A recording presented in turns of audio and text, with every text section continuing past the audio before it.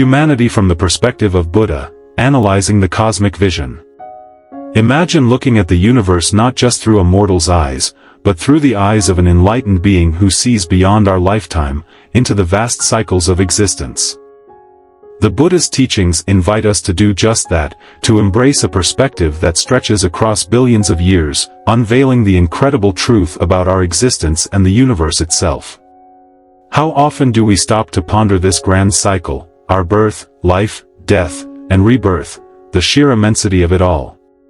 Isn't it mind-boggling yet awe-inspiring?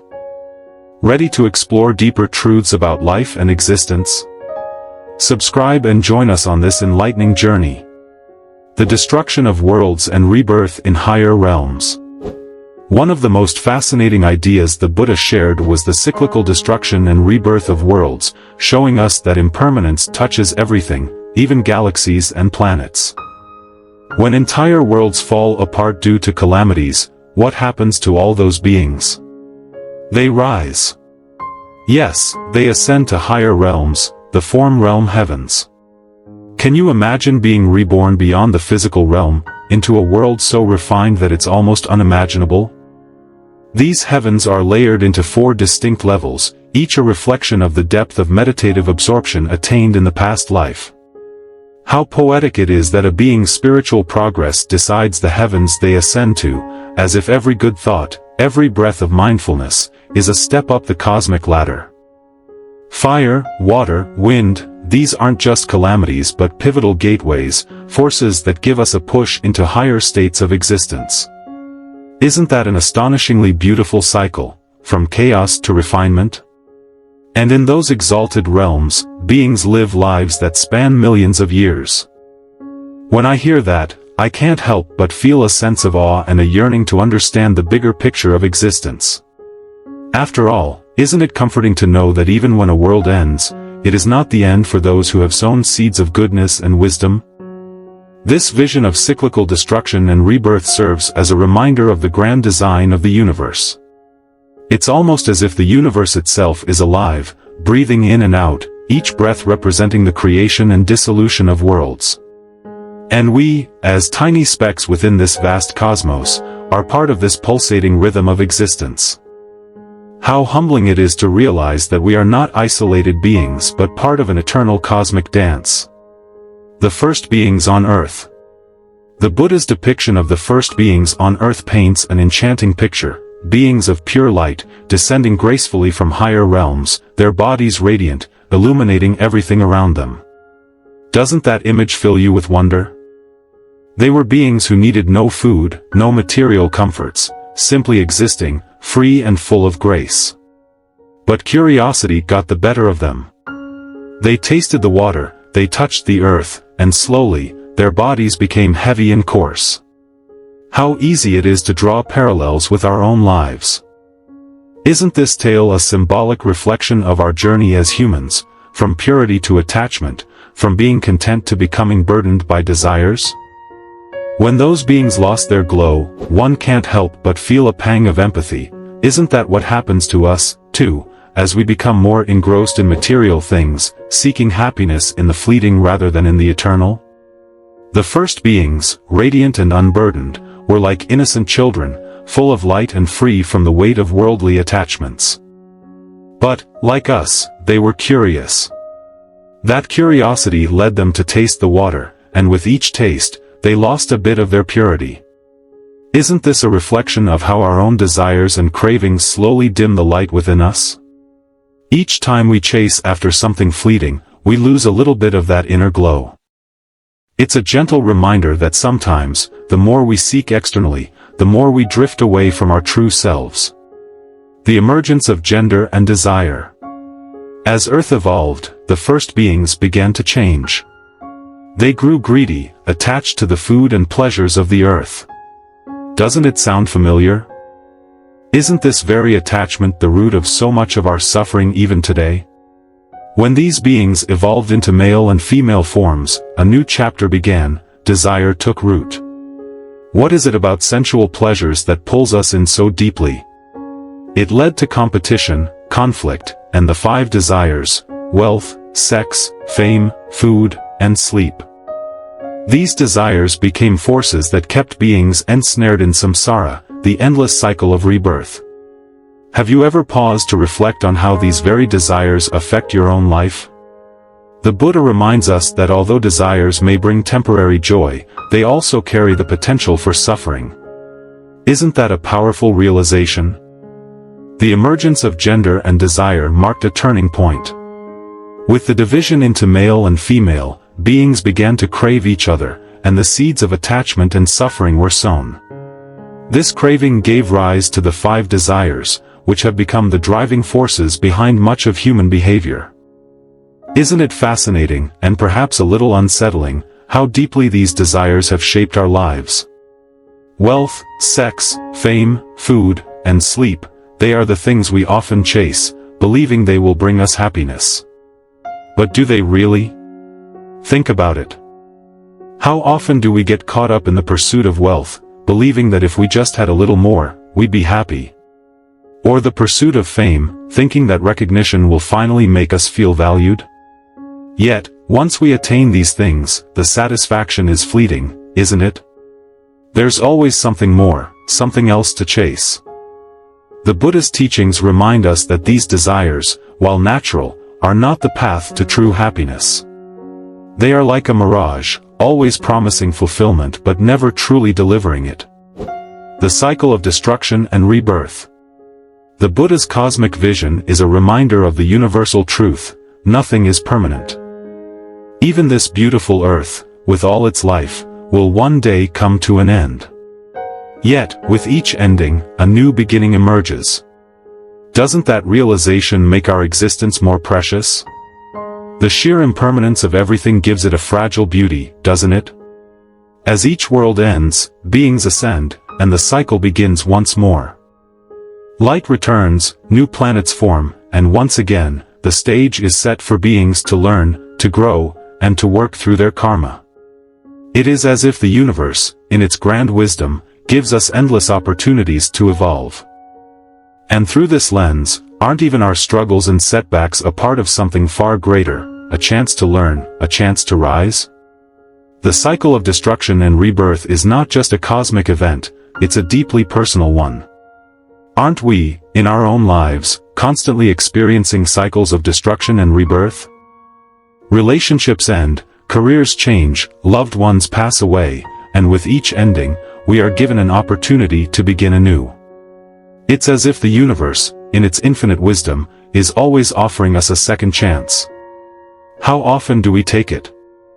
How often do we see an ending not as a loss, but as a chance to start over, to reinvent ourselves?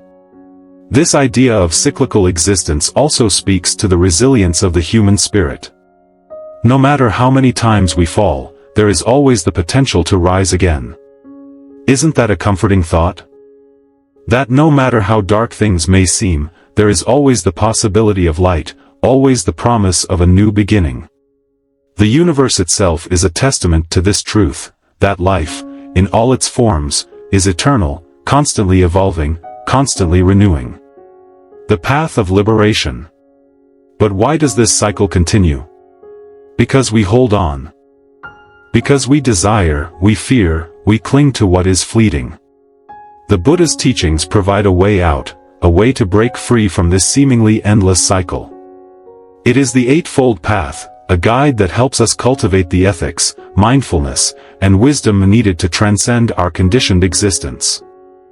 Can you imagine that? A state of complete freedom from suffering, a state where the mind is utterly peaceful, free of desires, fears, and all attachments.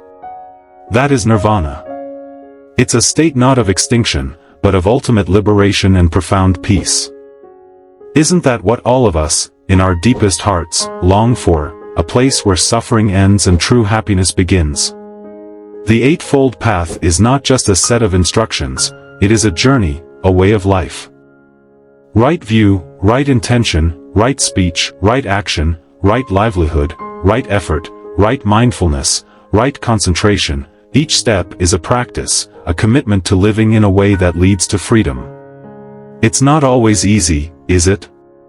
The world pulls at us, distractions are everywhere, and sometimes it feels like we're swimming against the current. But each time we choose to be mindful, each time we choose compassion over anger, generosity over greed, we are taking a step toward liberation.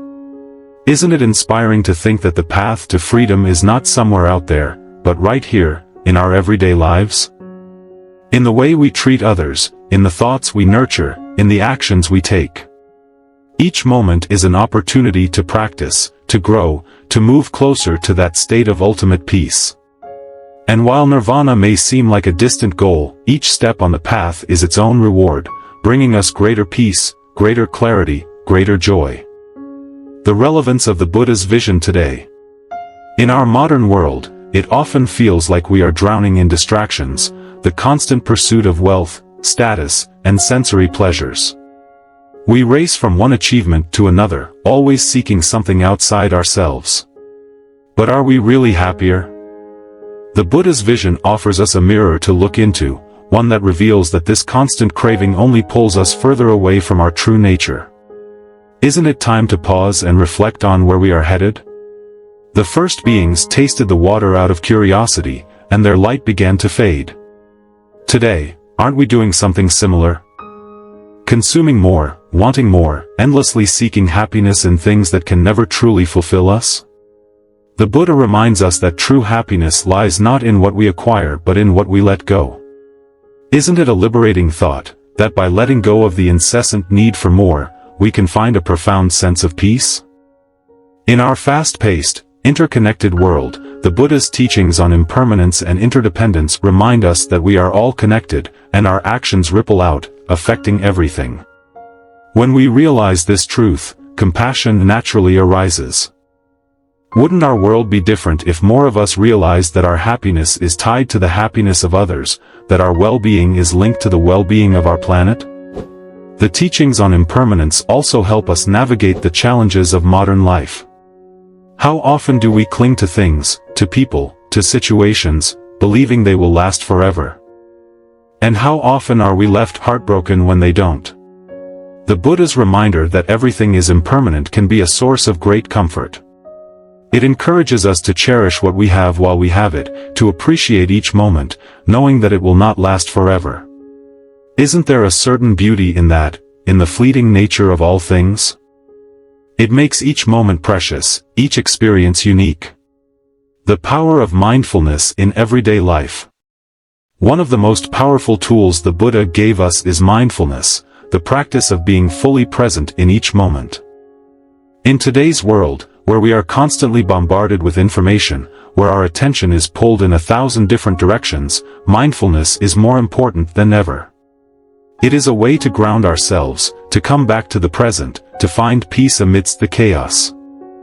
Imagine living each moment fully, truly tasting your food, truly listening to a friend, truly feeling the warmth of the sun on your skin. How often do we rush through life, missing these simple pleasures? Mindfulness invites us to slow down, to savor each moment, to live deeply.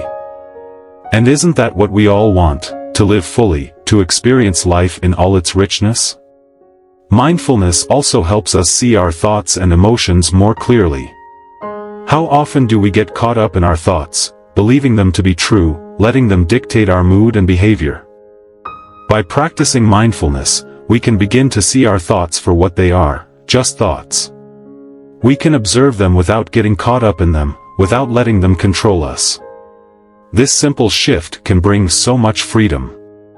Imagine being able to experience anger without being consumed by it, to feel fear without letting it paralyze you. That is the power of mindfulness. Compassion as a path to liberation. The Buddha's teachings also emphasize the importance of compassion. Compassion for ourselves, for others, for all beings.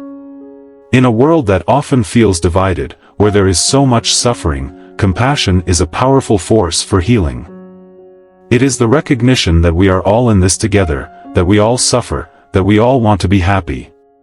How often do we judge ourselves harshly, criticize ourselves for not being good enough? The Buddha reminds us that we are all human, that we all make mistakes, that we are all worthy of love and compassion. Imagine treating yourself with the same kindness you would offer a dear friend. How would that change your life? And what about others? How often do we judge, criticize, or hold grudges? Compassion invites us to see beyond the surface, to understand that everyone is doing the best they can with the resources they have. It doesn't mean we condone harmful behavior, but it does mean we can respond with understanding rather than hatred. Isn't that what the world needs more of, understanding, kindness, compassion? The interconnectedness of all beings. The Buddha's teachings on interdependence remind us that we are all connected. Our actions do not exist in a vacuum, they affect others, they affect the world. This understanding can inspire us to live more mindfully, to consider the impact of our actions, to live in a way that benefits not just ourselves but others as well. Think about the simple act of buying a product. Where did it come from? Who made it? What impact did its production have on the environment? When we begin to see the interconnected nature of all things, we naturally begin to make choices that are more compassionate, more sustainable. Isn't it empowering to know that our actions, no matter how small, can make a difference? The understanding of interconnectedness also brings a deep sense of belonging. In a world where so many people feel isolated and alone, the Buddha's teachings remind us that we are never truly alone. We are part of a vast web of life, connected to all beings, to the earth, to the cosmos. Isn't that a comforting thought, to know that we are all in this together, that we are all connected? The courage to let go. Letting go is one of the most challenging, yet most liberating, aspects of the Buddha's teachings. We hold on, to people, to things, to ideas, to our sense of self. We hold on because we are afraid. Afraid of change, afraid of loss, afraid of the unknown. But the Buddha teaches us that true freedom comes from letting go. Letting go doesn't mean we stop caring. It means we stop clinging. It means we allow things to be as they are, without trying to control them, without trying to make them fit our idea of how they should be. Imagine the freedom that comes from letting go of the need to control, from accepting things as they are. Imagine the peace that comes from letting go of resentment, of anger, of the past. Isn't that what we all want, to be free, to be at peace? Letting go also means letting go of our attachment to our ego, to our sense of self. We often define ourselves by our achievements, by our possessions, by our relationships. But who are we really, beyond all of that? The Buddha invites us to look deeply, to see beyond the illusions, to discover our true nature. And isn't that the most important journey of all, the journey to discover who we truly are?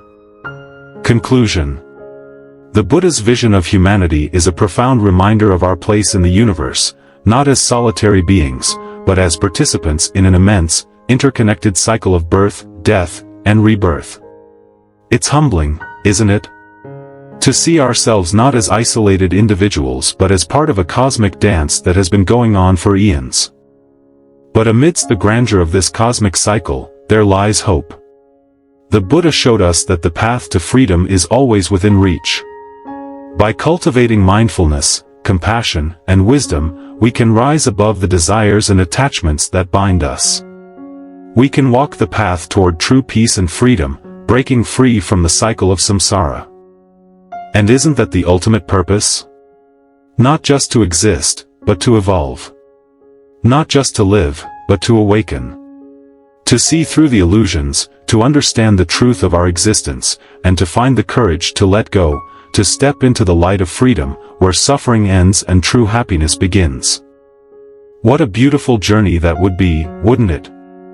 The Buddha's teachings are not just philosophical concepts, they are practical tools for transforming our lives.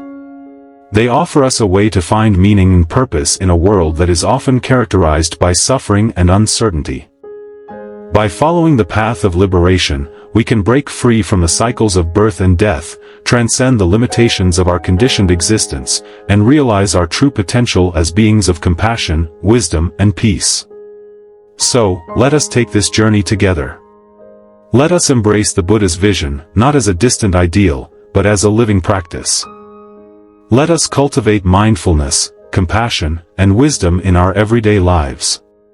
Let us remember that we are part of something much greater than ourselves, a vast, interconnected universe that is always evolving, always offering us opportunities to grow, to learn, to awaken. May we all find the courage to let go, the wisdom to see clearly, and the compassion to love deeply. May we all walk the path to freedom, and may we all find the true peace and happiness that lies within. Isn't that what life is truly about? Not just surviving, but thriving, not just existing, but awakening, not just loving, but being love itself. What a beautiful journey this is, and how fortunate we are to be on it together.